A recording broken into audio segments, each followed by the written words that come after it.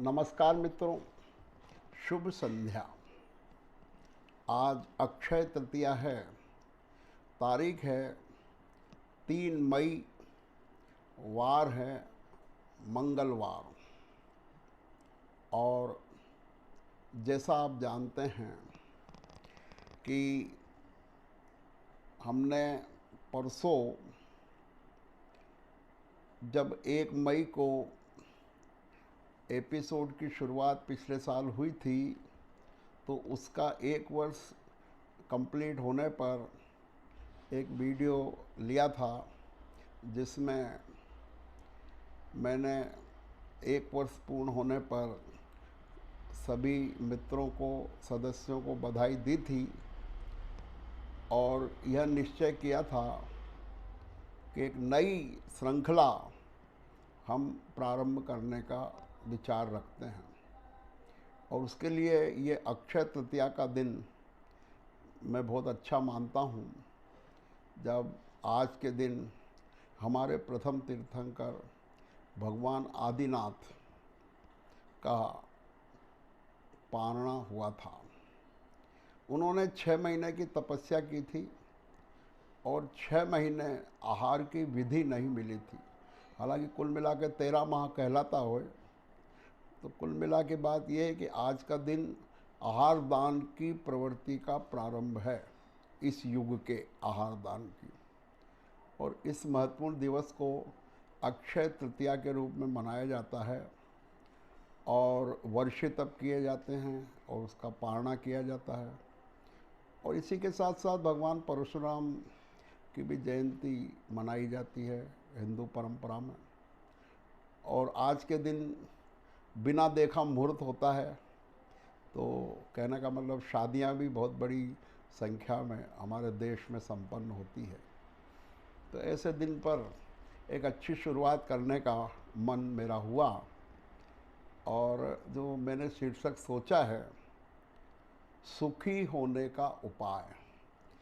अभी तक हमने शरीर और मन को स्वस्थ कैसे रखें, जीना इसी का नाम है, और सैर कर दुनिया की गाफिल, हम किसी से कम नहीं, इन शीर्षकों से बात करी थी।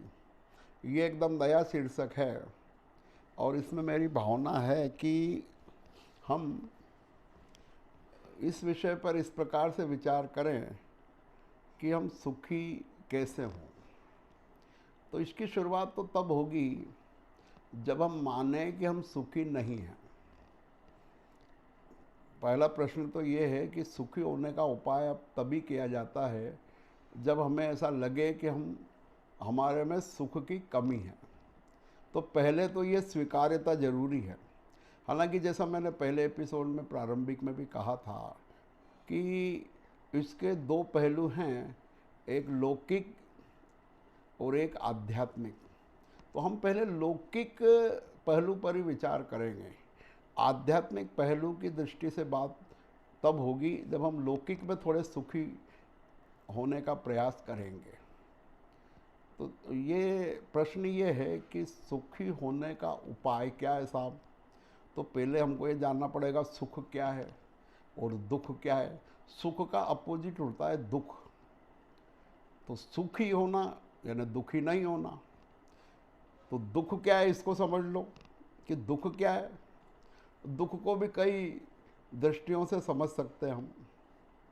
एक बहुत ही अच्छी परिभाषा समझ लो, बहुत अच्छा वाक्य है कि दुख क्या है। एक दुख का बहुत बढ़िया हम वर्णन पढ़ते हैं, आकुलता ही दुख है। दुख यानी कोई गरीबी नहीं है, दुख यानी ग्रामीण रहना नहीं है। दुख मतलब आकुलता, और निराकुलता ही सुख है।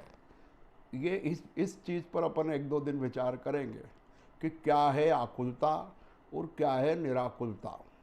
क्योंकि वास्तव में दुख जो है वो शारीरिक नहीं होता, वो एक तरह से मनोस्थिति है। मन के अंदर दुख होता है, दुखी मन होता है।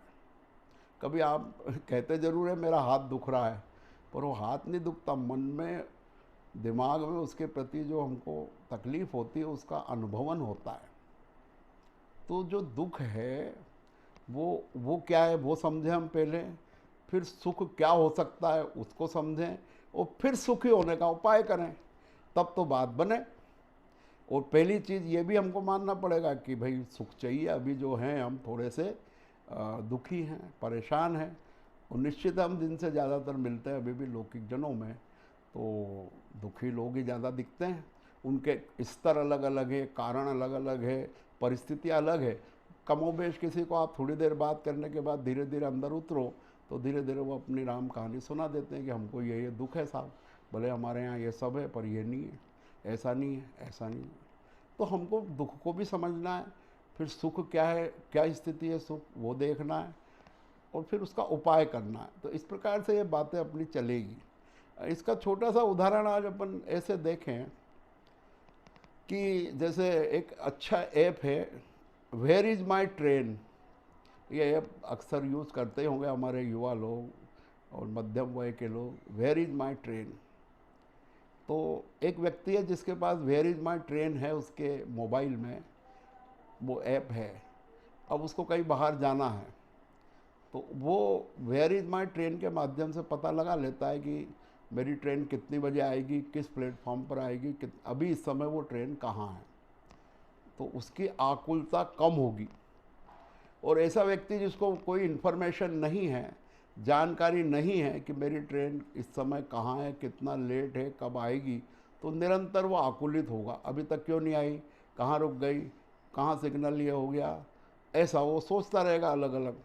और जिसके पास Where Is My Train app है वो देख लेगा कि अभी तो ट्रेन मांगल्या में खड़ी है, अभी तो ट्रेन दुर्गापुरा में है, थोड़ी देर में आएगी, तो वो निराकुल रहेगा। तो यहाँ मैं आज ये निचोड़ के रूप में कहना चाहता हूँ कि ज्ञान और सूचना, knowledge and information is the way to happiness. यानी सूचना भी होना आपको और ज्ञान भी होना, ये दोनों चीज़ों का अगर हम समुचित उपयोग करेंगे तो निश्चित है हमारी आकुलता में कमी आएगी।